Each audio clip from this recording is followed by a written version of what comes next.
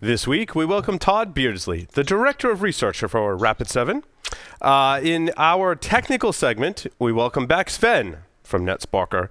He's going to talk about PHP-type juggling vulnerabilities.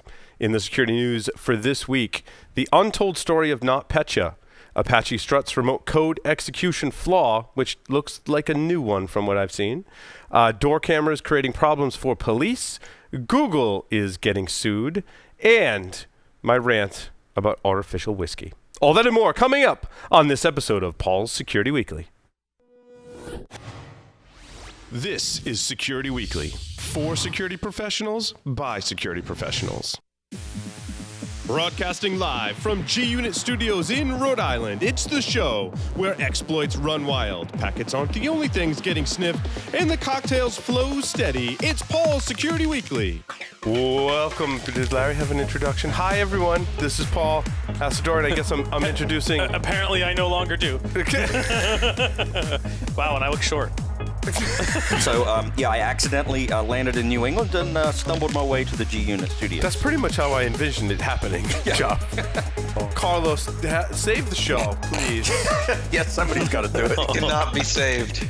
Well, it's good to have you back, Carlos. Jeff, welcome. Nice to have you in studio. It's great to be here, Paul. Try to stay awake for the whole episode. Yes. In studio, dropping his phone incessantly. Welcome, Chad. What? Where? Oh, hey! I'm in the studio with you guys. That's kind of cool. The average time between being hacked and realizing you've been hacked is 1 year. Can you afford to let an intruder roam your network for that long? Can your company weather the fallout when this comes to light? Black Hills Information Security can find the bad guys in your network and train you to do it yourself. Email consulting@blackhillsinfosec.com to find out how a hunt teaming engagement can help you find a persistent threat in your network. NetSparker, the developers of desktop and cloud-based web application security scanners that enable you to automatically identify vulnerabilities in your web applications and web services. NetSparker scanners employ a unique and dead-accurate vulnerability scanning engine that automatically verifies vulnerabilities with their proof of concept. For more information, visit them on the web at netsparker.com or email at contact@netsparker.com. And here he is. His kids are the reason that he wakes up every single day really early in the morning. He's Paul Asadorian. Welcome, everyone, to Paul's Security Weekly. This is episode 572, recorded August 23rd, 2018, in G-Unit Studios in Rhode Island. Of course, to my left, that you heard just a moment ago, is none other than Patrick Lavery. Patrick, welcome. Hey, thanks for having me here, Paul. Good to have you back in studio.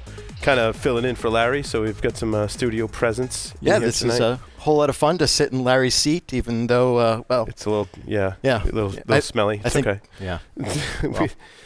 We'll deal with it. The cleaning people canceled this week. That's, Sorry, Larry. Say? On the lines via Skype, Mr. Not Kevin is here with us. Welcome. Thanks for having me back. Yes, in the same setting, same background. We're talking about how that's iconic now, actually, not Kevin. The infinite window. Yes, it's still going up. Yeah, it doesn't stop. Mr. Jeff Mann is here with us. Jeff, welcome. Great to be online, Paul. And, of course, Jason Wood. Welcome, Jason. Hey, everybody. How are y'all doing? We're doing fantastic. Just a quick announcement before we get into the interview section of the program. Make sure you register for our webcast with Javelin Networks entitled How to Get Attackers to Contain Themselves. It'll be held August 30th from 12 p.m. to 1 p.m. Eastern Time. Go to securityweekly.com/Javelin and hear us along with Javelin Networks give you some advice on how to at least try to lock down your Active Directory environment. And now, I'd like to welcome Tod Beardsley to the show, Director of Research for Rapid7. Tod, welcome to the program.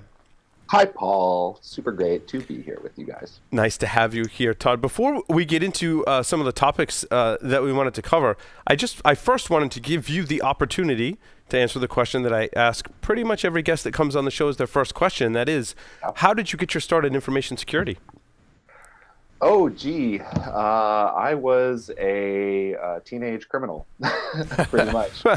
Growing up in San Francisco Bay Area, I ran a BBS that distributed how to hack files. So frack on up. My first real job in security was probably 98 or so at Westinghouse. So nice. That's how I started. And many may know of your work in the Metasploit project. Is that correct? You've done a significant amount of work in the Metasploit project? For sure, yeah. I used to be, before I got this cushy gig as director of research at Rapid7, I was the technical manager for Metasploit Framework for about 2 years. And I've worked with HD on and off for, I guess, the last 10 now. Jeez. Awesome. Now, Patrick, you also work at Rapid7, so I do, yeah, which is awesome. And pen Rapid7's a sponsor and stuff, so this is working out. So this is all good. like Rapid7 welcome home day. That's right. Represent well, gentlemen. Yep. So the first thing, well, where did you want to start, Tod? Because we've got three projects that we wanted to cover on the show: Sonar, Heisenberg, and the Under the Hoodie pen test report. Where do you think is the best starting place to take us on the journey? They're like Sonar and Heisenberg are pretty well related. So let's put that aside for now. Okay. And like jump into the pen test report. We just released this little over a month ago. Mm-hmm. And I am delighted to talk about pen testing all day long. That sounds good.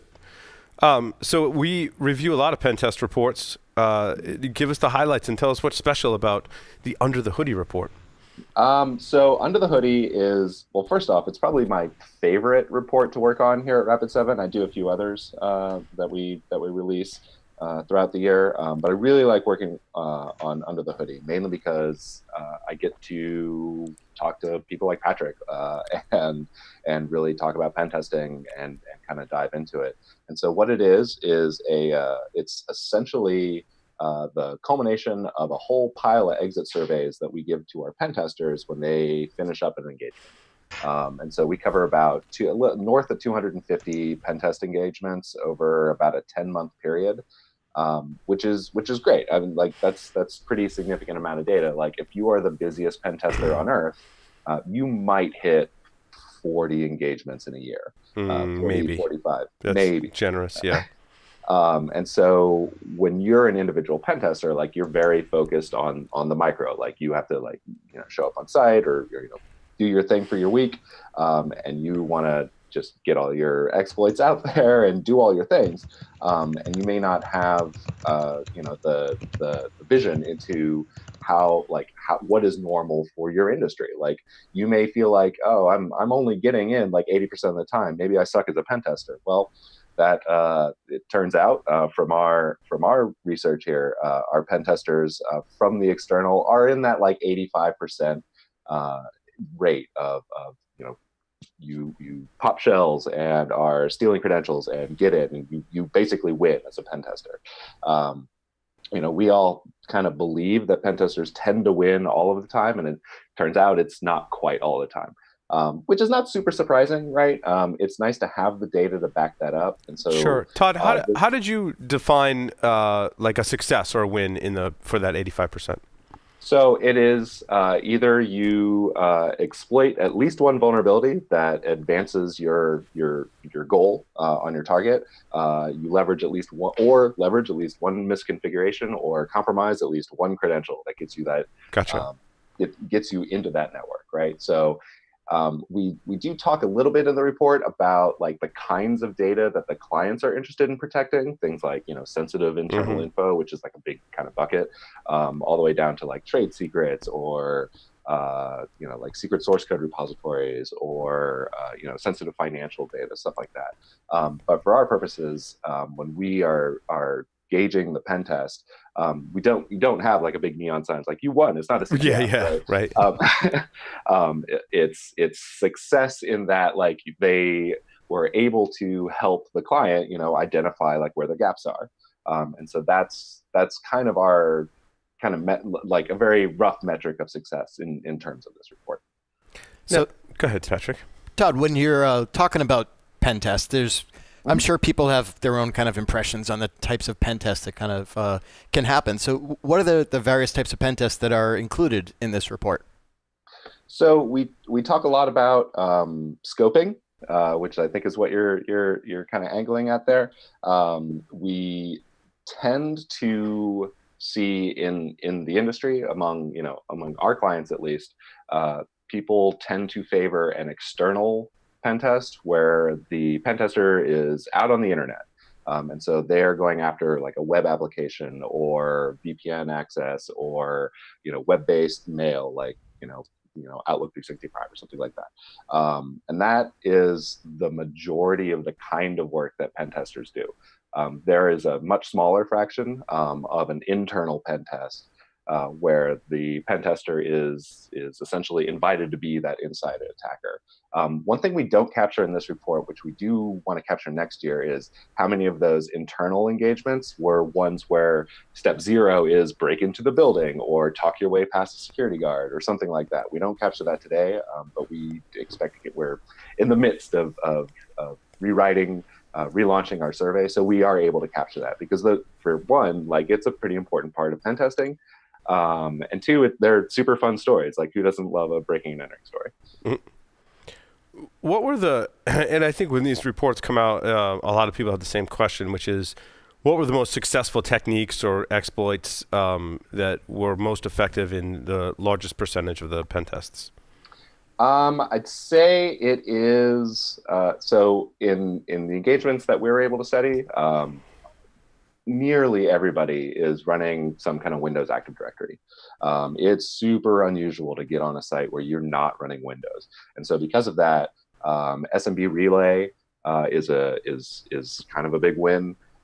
We're seeing less in the way of like kind of straight up vulnerabilities being exploited, but we are seeing the combination of SMB Relay and like the local, broadcast hijacking, and just kind of man-in-the-middling SMB traffic. That tends to be kind of the go-to for pen testers. But on the flip side, we expect that. On the flip side, we do see about 30-ish% of the time it's some other vulnerability. Like that's what it's tracked as. It's like, how did you get in? Some other vulnerability. So we're seeing a little more, I would say, like less homogeny on what pen testers are doing, which, sucks for automation, but, good for pen testers. It does tell me that like you still need that human to be able to like assess the environment and think on their feet and, really kind of dig into whatever applications that are present there. You can't just like show up with Metasploit and fire off MSO 867 and expect to win, right? So that 30-ish% is very interesting to me, where it does take that kind of like situational awareness. What percentage are related to Active Directory? Is that 30% independent of Active Directory? Independent, yeah. Okay, I gotcha. So that would be like it can be, and that will be like anything from like a custom web app that they've deployed to some something that they happen to know an exploit for that like exists. We do use a lot of like kind of off-the-shelf exploits. Not every engagement is like that, but it is rare, but not 0% of the time where pen testers do find that they have to like kind of write their own exploit on the spot. Right. Most of the time they're using published, already patched vulnerabilities to advance and get the permissions that they're looking for. What in the percentages of people who are able to defend Active Directory, did you get a sense of like what they do that others don't? We don't get into that much. I don't measure that in this report. What we did find is that of the cases where the pen tester was able to like exploit a vulnerability or leverage a misconfiguration, they are very rarely detected. And it's kind of like an inverse bell curve. Like either they're detected never, like on the right side, or they're detected within like the day that they started. And that split is about 22% of the time they're detected on that day of the ones that are detected. I gotcha. Yep. Let me. I gotcha. Yeah. 22% of the time they're detected within a day. About 60% of the time they're never detected at all. And so the 22% is a little bit surprising to me. Like that tells me like the detection rate's getting better. So like, people who are doing monitoring, who are like watching their logs and have a SIM and doing all the right things that we've been telling them to do for years, like that is incrementally getting better. But it's still only 20%. And pen testers, as you know, are bomb throwers. Like they go in and they go fast and they go hot, and they are throwing every exploit that they can, generally because of the time. That's the most interesting statistic that I've seen out of any one of these reports, Tod, because it gives me a sense that, like, and I get this sense too when I was a pen tester and I talk to my pen tester friends, like my unscientific conversations totally back that up, right? Like either they're like, this client totally stumped me and detected me early, or they're like, yeah, like we got in and it was pretty much like, a walk in the park kind of thing. That middle is never, like, there's no, it's interesting. And there's not a lot of like really fast detection either, right? Like, yeah, sure. We do like 8% of them get detected within an hour, which is like great for that 8%, but it's only 8%. Right, right. And if you're running, reasonable, if you're buying into the promise of IDS, like they should find you immediately, right? Like that should be like probably pretty much instantaneous. But we just don't see that. In your engagements, they're not always purposely trying to be stealthy? It is very rare that stealth is is either a factor. Sure. It's never. I don't remember the last time it's been like laid out in a statement of work. Like they're trying to. Occasionally, clients wanted to test their detection mechanisms, but there are cheaper ways to do that than hiring a pen tester. Right, right. No, that's very true. Yeah, that's usually one of the things that when we're talking to the customer right at the beginning of the engagement, that we'll often kind of talk to them about whether this is going to be a detection exercise or it's going to be a pen test. Because if you want to play offense, defense, and a detection exercise, then that's probably more going to be of like what at Rapid7 we kind of consider to be a red team engagement, less so than to be a pen test. For a pen test, usually when I'm going in there, I tell them, like Tod was saying earlier, it's going to be lots of traffic. There's going to be bombs thrown early on, and they're going to see lots of things. I'm not even trying to hide in a typical type of pen test. And there's certainly value in that, and I think that comes down to the customer's maturity if they're security programs. Absolutely, yeah. Once you start getting into a more mature security program where the typical types of pen testings aren't really working anymore, where you do detect things right away and you can kind of block things immediately, even though you kind of know they're coming, then you can kind of step on to the more of the red team exercise, which I think is probably something that Tod's going to start getting more data on, hopefully going forward. Yeah, there's a lot of companies focusing today in that adversary simulation or attack simulation, and I think it's certainly a market that's emerging, and I like it. However, that doesn't replace the value of if you're not that mature in your security program, then you're not going to benefit from that highly specialized testing. I mean, sure, they're going to get in, they're going to find stuff, but better if it were my network and I knew that we were not as mature as we needed to be, come in for a week and throw bombs at my network. Yeah, there have been times I plug in, flip on responder, and it lights up like a Christmas tree, and this is a company that thinks they want to stealthy red team. Right. It's like, exactly. No, you got SMB1 on, you got all these kind of things. Like you might want to fix all this kind of stuff first, and then start thinking about the stealthy attacks. It's interesting. I want to go back to that statistic. It seems like there's no middle ground in security. Like it's either, like if you're not going to try really hard and work on that detection in the early stages, then you're not going to have pretty much any success in the middle, or you're just not going to detect anyone at all.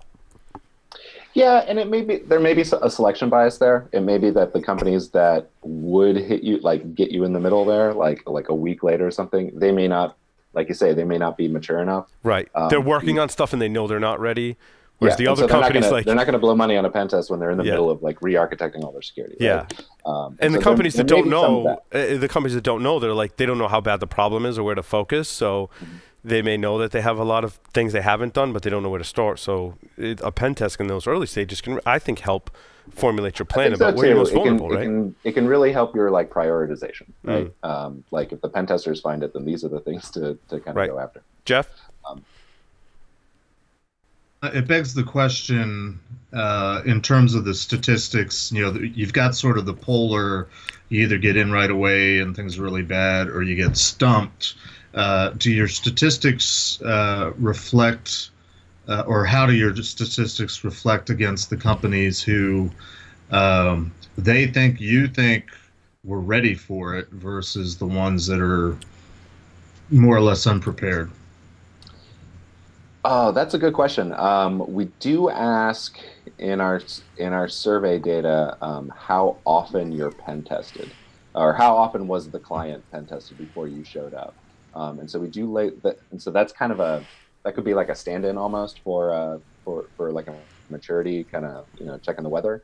And the answers range from never, this is their first pen test, to they get pen tested quarterly, every year, every quarter, every year. And so most of the companies that most of the clients that these statistics come out of are in that, like, I get pen tested once a year, like on the nose. And that's almost always for like some kind of compliance reason, right? Like PCI needs you to have it. There are other reasons to do it, but like that cadence of a week-long pen test once a year tends to be where we're at. And we're in our findings, I think it was something in around like 55% of these clients are like that. So it's a majority, but it's kind of a bare majority. Mm. So let me rephrase the question. What are some of the things that you look for in a company that are indicators that they, and maybe this is the primary one that you're mentioning, that they're only a once a year, have to do it for PCI type of company. But what are the other things that you kind of look for as a pen tester that tip you off, this is going to be fun, versus, ooh, I better roll up my sleeves, this could be tough? Well, the ones that have never gotten a pen test before, almost always have oodles of findings. The challenge is in writing the report in a way that is actually consumable, because you tend to be drowning in findings when they've never done it before, right? And so. Right. Typically, like I say, like almost everybody is running some kind of Windows Active Directory, so that's good for pen testers. That's a finding. That's a finding in and of itself. That's a little bit of a finding, but it does help level set. Like, okay, well, I know what I'm doing here, right? I deal with Active Directory, and I'm going to use my Mimikatz. I'm going to do all the things. But I would say that we do, like an entrance interview with clients to try to kind of gauge what they're after. And so we'll look, and so like if they're giving nonsense answers of like, well, how's your security? Wow, that's perfect. And we do all our patching. It's like, okay, sure. We will tend to look for some humility in that entrance interview to kind of gauge like where they're at. If the more humble they are, the more likely they have fewer vulnerabilities. I have one more quick question. Are you the one in the video that pops up all the time, the evil hacker? No, I help make those videos, but I am not in any of them. Is that a professional actor that does that? No, they are not. They are Rapid7 pen testers. Cool. For sure. There's like 4 of them. Yeah, those are definitely first-person stories in those videos that you're referring to. So Jeff is referring to videos that Rapid7 made with pen testers who had their own individual stories about these kind of fun, different assessments or hacks that they had. And it's kind of neat where it's all backlit and there's, the face is covered and the pen testers. Dramatic effect. Yeah, for a dramatic effect, kind of telling the story, which is kind of neat. And if you see those videos, the person that is sitting there is actually the pen tester that experienced that test. Yes, they're amateur actors. I was an amateur director. It was a total amateur experience, but people seem to like them. And in the report too, like we have a lot of these sidebar stories of first person accounts of the kinds of things they ran into, and we have one like after every section in the report. So even if you're not like a big stats nerd and don't really care about the stats, the stories are always super fun. And we got we made a call out to the pen testing team of like, well, give me your stories, and so we can have. And I was expecting to get like maybe 4 or 5. But I ended up getting like 11 or 12, and they were all great. I was expecting like 1 or 2 kind of sucky ones I couldn't use, but they were literally all great. And so we're going to be rolling up the rest of them into a blog series that should be starting in about a week from this air date. So. Tod, of the customers that have never had a pen test before, do you think they'd be accepting of advice or structure the test in some way to be like, look, you've never had a pen test, and like the next logical question is, have you done anything to secure Active Directory? Because if you haven't, like you should fix these things first. Or is it they need to see those things exploited to realize that Active Directory is a huge problem. It's secure out of the box, isn't it? Right? Insecure out of the box. So that visceral, kind of experience of getting owned, sure goes a long way. And oftentimes, the way we try to position it is that the IT people know what needs to happen. Like, they tend to already have some of the security knowledge, right? They know that they're, not doing great, and it's always a fight of priority of time and money, and like the people to do the work. And so, like, in the perfect world, the pen tester is the ally of the IT team who is trying to do the right thing. And so they are helping sell this security story to that IT group's management, or the CFO or the CEO or somebody like that, who needs to it has to be proven that, like, this is not just like, it's not just, security snake oil that all these IT people want. Yeah, I would say that is for me at least, like, that's the reason to have a pen test. The reason to bad pen tests will just, like, throw blame and shade at the IT organization, like, oh, you guys suck and you were doing it wrong. The good pen testers are the ones that, like, don't go down that shame path.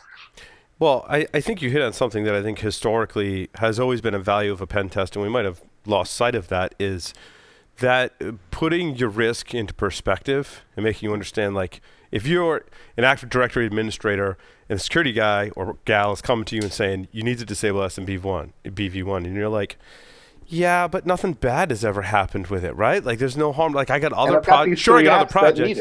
Yeah, I got other projects to work on, as Tod has stated. Yeah. I've got these people or applications that have this requirement for it, and, like, nothing's bad has ever happened. And as a security person, even with really great communication skills, you can tell a person, look, like, it's going to be bad if someone exploits that. And they're like, they just can't see it, right? I think human beings in general are all very visual beings. And if we haven't experienced it, it's not going to get a priority. And I think inherently, I think that's the value of this style of pen test that we're talking about. Other styles have emerged, much like martial arts, right? But in this style, I think that's important. Do you agree, Tod? Yeah, for sure. Being able to, like, this is, why I worked on Metasploit, being able to, show shells and, actually do things, and download files and actually do all the things. It just goes so much farther than saying, it goes so much further than saying, you have this risk and maybe it will, like, pop someday. If I can pop it today, like that, it makes the case for me, right? Yeah. Like, I don't have to do a lot of song and dance. You get rid of a lot of I can just show skepticism, right? I think it's skepticism and even friction to a certain degree. And my quick story on that is, when I worked at the university, we were implementing Active Directory for the first time. The Active Directory admin, and you remember him, Adam, because we were in the same group. Yep, absolutely. Adam is awesome. I talk about Adam all the time on the show. I love Adam. He's one of my favorite Active Directory admins in the world, right? And I was telling him at the time, it was RDP version 1 that had there was a vulnerability in RDP, like we're talking like 2001, 2002 timeframe, that I could basically sniff stuff and clear text. And I'm like, you need to implement a more secure protocol. You need to, like, revamp how you're managing all these servers that basically Adam had just built. And they were like, no, that's not really a problem. And then so I found some exploits, and I'm like, all right, I'm going to do a demo for you. And he didn't believe me. I showed him the demo. And then, like, within the next couple of weeks, all the vulnerable version of RDP had gone away because they couldn't conceptualize the risk, right? And showing them it does that. Yeah, for sure. Right, but it's interesting. I'm sorry. It's interesting because, we obviously talk about pen testing a lot on the show. We've had a lot of different people on the show. In Guardians and Black Hills is pretty well represented. Trusted Sec. We did that segment with Dave Kennedy a month or so ago on Enterprise Security Weekly. It almost sounds like we're having a very different. We're obviously having a very different discussion here this evening, and I think it's mostly based on almost a different category, a different classification of companies in need of pen testing. And I'm curious as to your thoughts on. It's sort of a variation of the question I asked earlier, but I'm guessing because you're Rapid7, you probably do a lot of these pen tests for the once-a-year PCI customers. In case you didn't know, I'm the PCI guy. Whereas discussions we have had with Trusted Sec, Black Hills, and Guardians folks, I think a lot of their customers are probably more like financial institutions, governments, sort of a different category of company. How do you vary your pen testing versus the type of customer you have? And even to sort of dovetail on what Paul was asking earlier, if you have a first-time pen tester, do you ever do things like, okay, rather than come in and rape and pillage, why don't we sit down with you and just let you shoulder surf, and we'll show you some of the things we can do pretty easily, and make it more of a tutorial educational type of thing rather than a traditional type of pen test that you would perform? Well, we've certainly talked clients out of getting pen testing services, because we knew that we would be useless for them, and we would spend that like initial scoping call, listening to their concerns and listening to what they wanted to do, and realizing that they just weren't ready for it. And so at that case, we'll kick them over to somebody else in the sales department. It's like, you need to do like patch management and vulnerability management kind of first. You don't want this pen testing business. And so we've definitely done that. As far as kind of shaping the pen test against like the particular client industry, I mean, honestly, we don't really have to. Like, the techniques work everywhere. I think it's security maturity, Todd, rather than industry would be my comment on that. Yeah. Even with so the data I have like doesn't really capture that, and that's you're making me think of this stuff of like, I need a better way of measuring the maturity of the target in our exit survey. Yeah, we talked about that in our segment on Enterprise Security Weekly, and a kind listener sent me a link to a NIST standard, I think. I'll go dig that up. I'll send it to you, Todd, because that was one of the things that I was asking the other panel was like, so how do you gauge the maturity? Because the topic came up, and I'm like, how do you gauge the maturity? I'm like, that could be a very interesting process. And I'm sure there's standards that exist, and they were pointed out to us, but I'm like, does it really measure the maturity and in the right way? Like, measuring a security program's maturity is not a simple task, right? No, not at all. Because there's a lot that goes into it, and there are like personality issues, like in some security organizations. Like some people, there are organizations where it's super not cool to report vulnerabilities like to your management, and there are some organizations where it is super duper cool to do that. So that kind of go all that can kind of just go all over the place. As far as kind of. So I guess the question then, the ultimate question that was asked was like, do you switch up your tactics for like a more mature company versus a less mature company? And honestly, I would say, I mean, Patrick may know a little bit better, but I would say no, because you still want to test like that baseline. You may I think the most secure. You may believe that you are the most secure thing, and you may have like a very mature organization, but there are still like shadow IT departments to deal with. There's still like people bringing their own IoT crap in. There's the whole printer thing, so there are areas that still need attention. But that said, like once you start running into walls, like you have to up your game. And then at that point, we will tend to like throw in, more consultants. Well, I think I was asking more the flip side of that, though. For the companies that you suspect you're going to have a field day on, do you come in with your best tricks and techniques, or do you kind of ease up on the throttle? And what was the analogy we used earlier? Throwing bombs, or do you just kind of ease into it because some simple technique's going to work?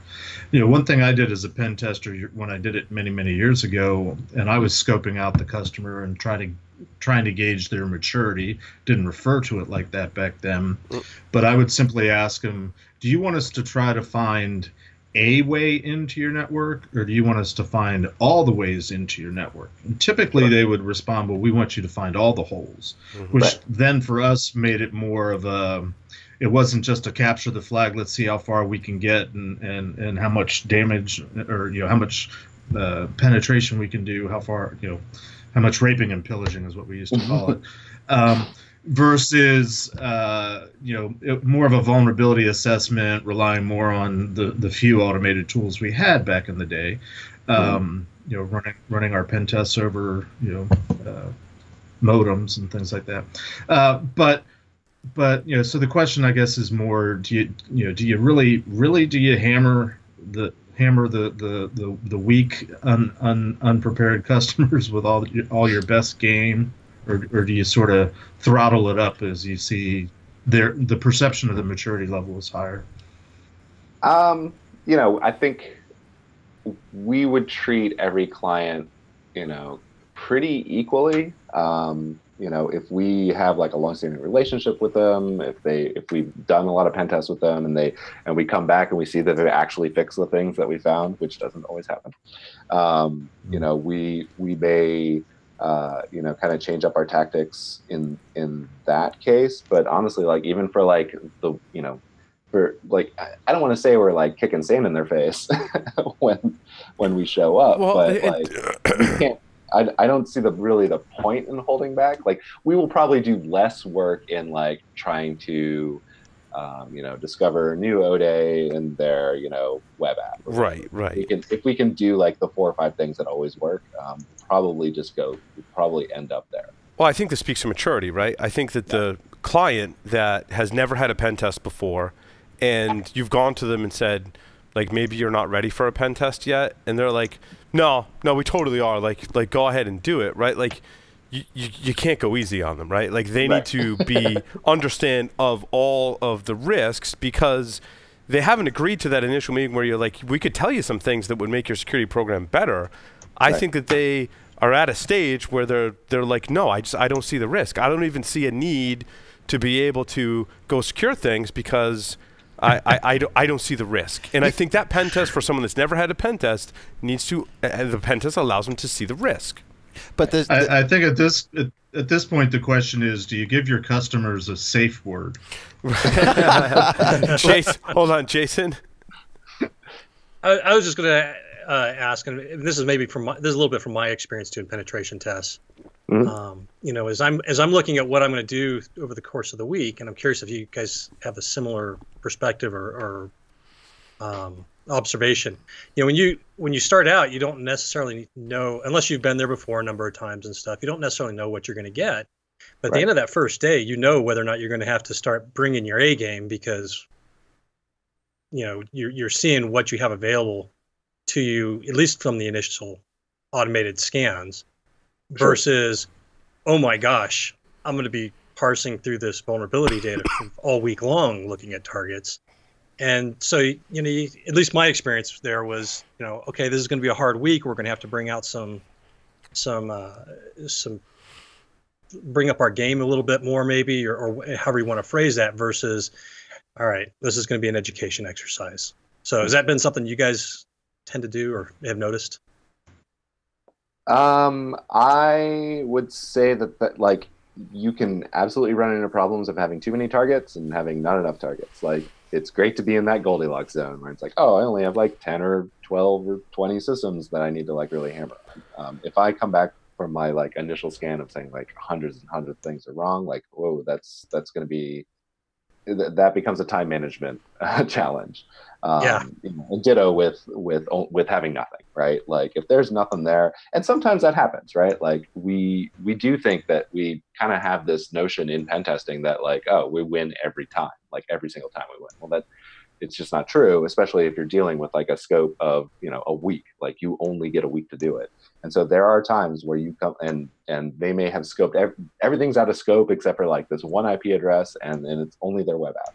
Well, yeah, and I love that, because when we talk about the maturity model, it's like, well, there are companies that don't do patch and vulnerability management, and then there are ones that do, and it's almost more dangerous because they're like, well, we've implemented patch management and vulnerability management. We have a great process. Like, if a pen tester comes in, like, what are they going to find? And you find the things that have fallen outside of their processes, or you've built upon lower level vulnerabilities to string them together, right? Is those other scenarios they hadn't considered, and that's where there's another great value point, which is almost more dangerous because they're running under the assumption, hey, I'm doing the stuff you guys told me to do, but you're still going to get owned. Yeah, you're totally right that with the whole companies that have the patch management, I can certainly remember being on some where you go in and there's hundreds or 1,000 different machines in there, and you start running scans for Eternal Blue and these kind of things, and 2 machines come up. Yep. And they're just like, we patched for that. It's like, well, you missed these 2. Oh, yeah. Welcome to my world. Yeah. It's vulnerability management, right? Like, right. There are so many factors that go into whether that patch is actually applied and working. Right. And it's difficult to or get when that did that right machine come online? Yeah, 50,000 systems, right? So we patched all 50,000, but did one not reboot, right? And sometimes in AD, that's all it takes. Yep. Yeah. And that's where the pen tester can find those kind of things. And then you can also talk about the other types of environments where you kind of walk in and you're like, well, what's my scope? What types of environment do you have? And they're just like, you tell us. I think in the end, in the highest levels of maturity, it comes down to that those teams know that there's going to be that 1% that they don't know about. Like, they just know. And they know that's what the pen tester is going to go for, and they just move to detection. And those are your clients, Tod and Patrick, that are detecting you in that very short time frame that I think you said 8%, right? Yeah. Or detecting in the first couple hours or day. That's what they're like, yeah, we've done all we can. We're moving, we've built a detection program that's going to find it early. Yep. That's encouraging, actually. And I also think that's probably one of the big questions for that environment that we were talking about earlier, the ones that might not be ready for it or the ones that don't really have a mature environment. And Tod alluded to it as well, where it could become a time management kind of thing where there might not be time to find every single possible vulnerability they have. Nor at the same time, if you throw 25, 30 findings at a company, they're not going to fix everything. They're not going to be able to. So if you can at least get their low-hanging fruit out of the way and say, here are the few things that you should start with, here's 10, 15 things or whatever, that if you clean up these things, you're going to be in much better shape. Start there, and then let's take another look. I like it. Yeah, and that's ultimately the job of the pen tester, is to help the client manage their risk. Yeah, I agree. I agree. And we can do that by and if it takes giving you hundreds of findings, fine. If it takes, giving you hundreds of findings, but really look at these 5, that's even better. Sure.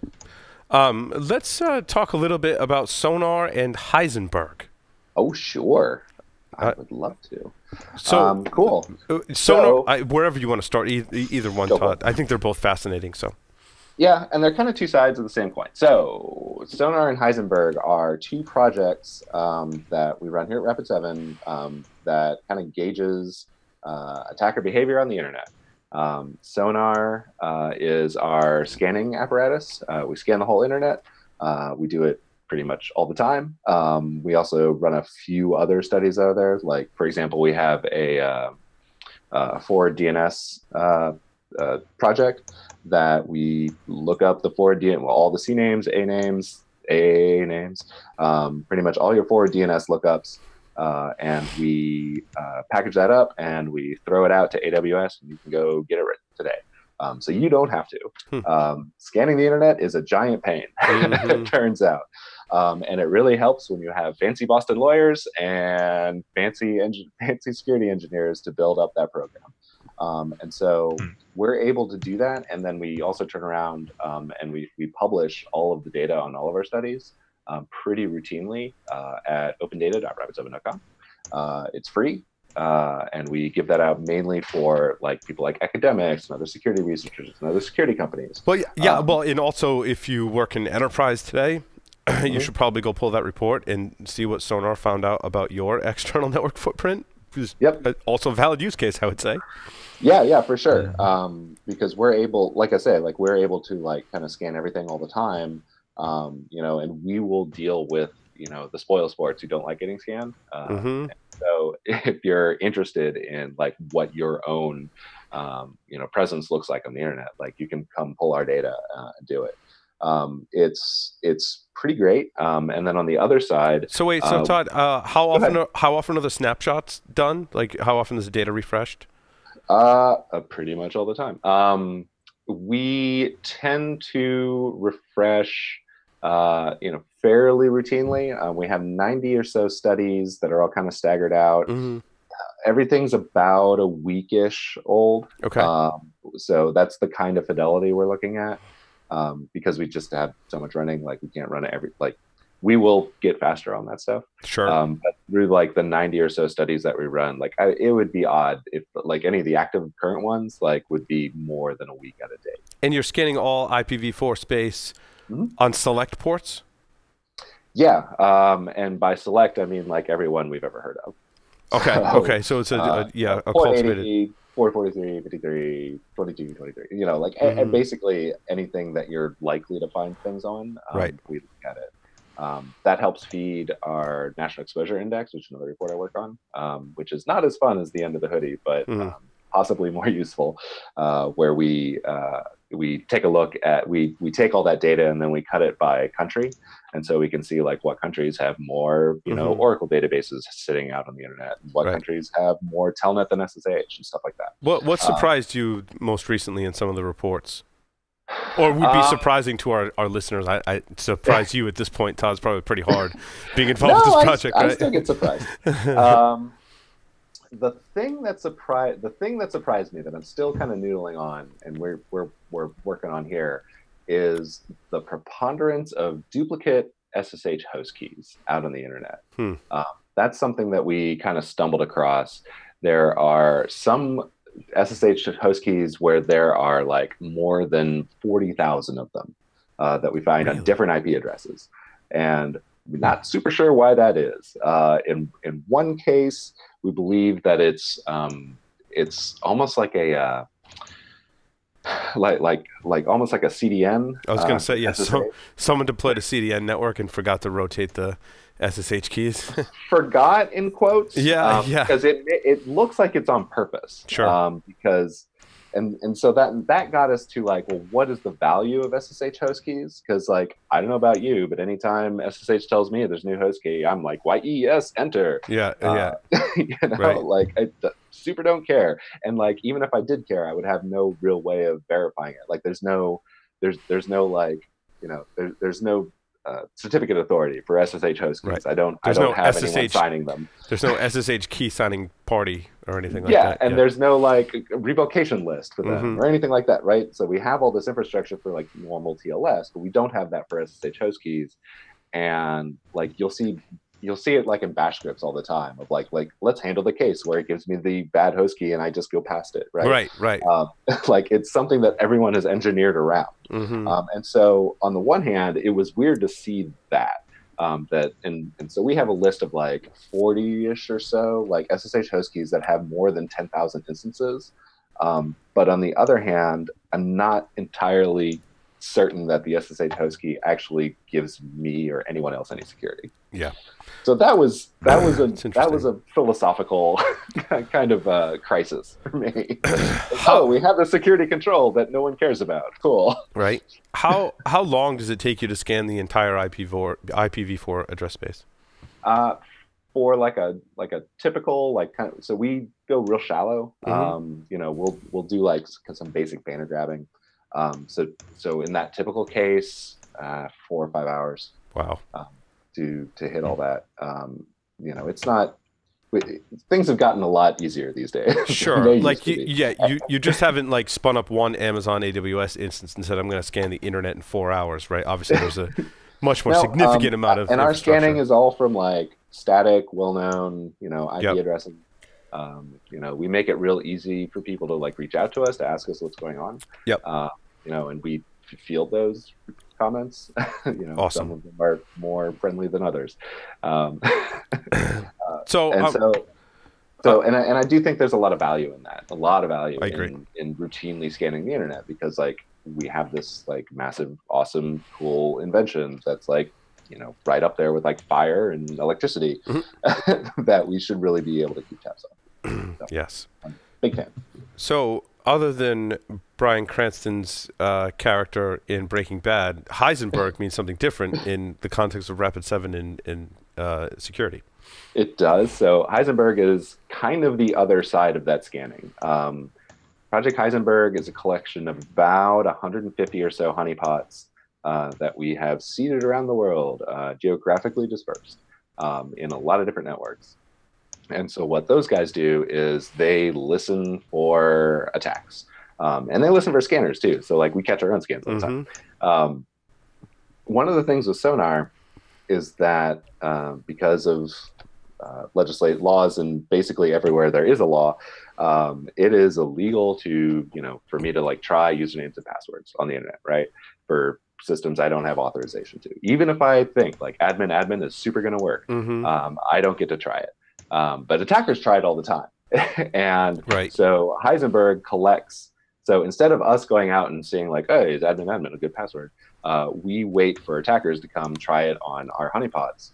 And so then we can start building out profiles of, what are the kinds of things that attackers are doing? Not just scans, not just like inventory scans, but like getting down to, what kind of passwords do they like on RDP versus SMB, for example. Like you were talking about RDP before, there's still a shocking amount of RDP out on the internet.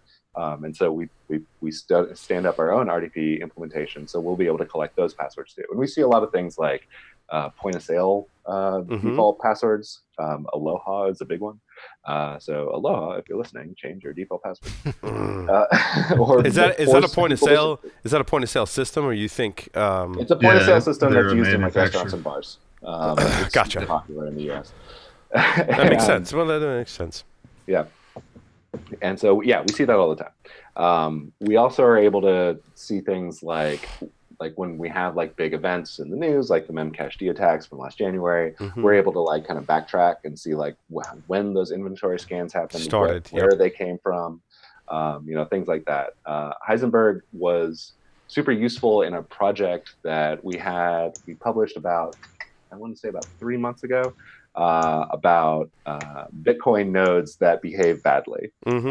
We wanted to see like what was how often are nodes that are Bitcoin nodes are also attacking random crap on the internet. And it was not zero.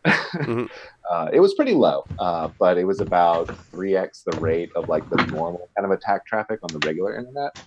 So you're not talking about Bitcoin specific hacks, but just Bitcoin mining systems that systems that are themselves acting like attackers. Sure, I gotcha. Which is weird because either, and we're not super sure why it is, like either those systems have been compromised and then they became Bitcoin nodes, because this is apparently what hackers do today, or they are there are Bitcoin nodes that are run by attackers, and we do see like specific Bitcoin style attacks targeting like port 5060 and attacking like the Ethereum, default port. Yep. So we'll see that. We talked about that actually on Monday with a cryptographer, Sharon Goldberg. She actually disclosed, her and her team disclosed a bug in Ethereum. Nice. Yeah, which is really cool. That was on Business Security Weekly. Probably some of the nerdiest, the best explanation of Bitcoin and cryptocurrency I've ever heard in my entire life. Like I'm like, like I actually sort of understand it now. And people smarter than me may actually understand it when they listen to Sharon. I'm just slow. Well, thank you. I'm going to go back and listen to that. So about 3 months ago, we saw some Bitcoin nodes targeting Ethereum network. So maybe it's related. It could be. It very well could be. Sure. So now Heisenberg's data is also available to the public? So with Heisenberg, we have to be a little bit more careful with it. We produce reports pretty routinely. We don't do like a straight dump like we do with Sonar. Sure. Because it would reveal, the attackers' IP. It would reveal IP, the existence of Heisenberg and where they all are. I gotcha. And you would be like, if we did that, it would be very super easy for me to like try a random password on every side of the internet, and then the ones that I see come in the Heisenberg report, that's where they are. Yeah. So, so we don't do that. But we do. If you're a researcher or an academic or something like that, or work in government or interested in this, we're happy to work with you. Like Rapid7 kind of fails on the transparency side, where we want to be more transparent than not. Like kind of our default is open source all the things, and then the sales organization gets mad at us and then, sorry, it's better this way, and so we will absolutely like share data with interested parties who are like not criminals, basically. Gotcha. That's awesome. It's awesome. So now comes time for 5 questions. Oh, geez. Did we tell you about 5 questions? No, not at all. Even better. Even better. So, Todd, I have 5 random questions. Are you ready to play 5 questions with Security Weekly? Yes. Alrighty. 3 words to describe yourself. Oh, God. That's 2. No. There's 3. 3 words to describe myself. God, this is not funny radio. No, actually, not it funny is. Radio. I'm laughing. If this is only the first question, Todd, there is no right or wrong answer. Oh, there are either. many wrong answers. only in your own mind. Yeah. I don't judge. The clock is running on how long it takes to answer the question. No, there isn't. There's You're no time not limit even either, close Jeff. to breaking the record. There's no I time don't limit. get to use not funny radio? Okay. We're playing European rules. All right. 3 legit. We're on the metric system of time. Hacker, ne'er-do-well, champion of the internet. Champion of the internet. That's the one I'm going with. Yeah, okay. Yeah. That's 4 words. It's okay. Champion of internet. It's all good. Number 2, if you were a serial killer, what would be your weapon of choice? TCP/IP, the kill bit. Number 3, if you wrote a book about yourself, what would the title be?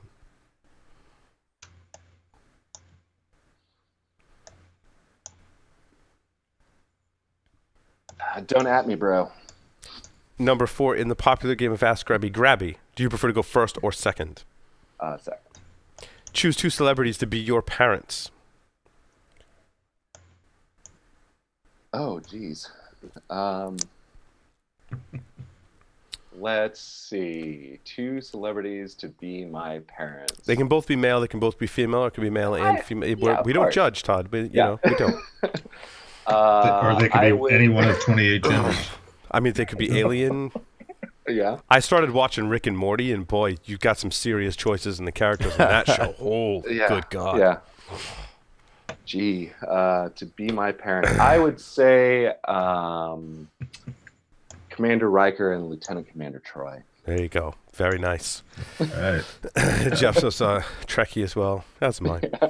So, Todd, thank you so much for appearing on Paul Security Weekly.